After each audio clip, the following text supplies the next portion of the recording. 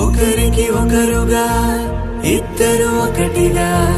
మూడు ముళ్ళతో కలిసినట్టుగా ఊపిరి ఒకటిగా తనువులు రెండుగా 7 అడుగులతో ఏకమై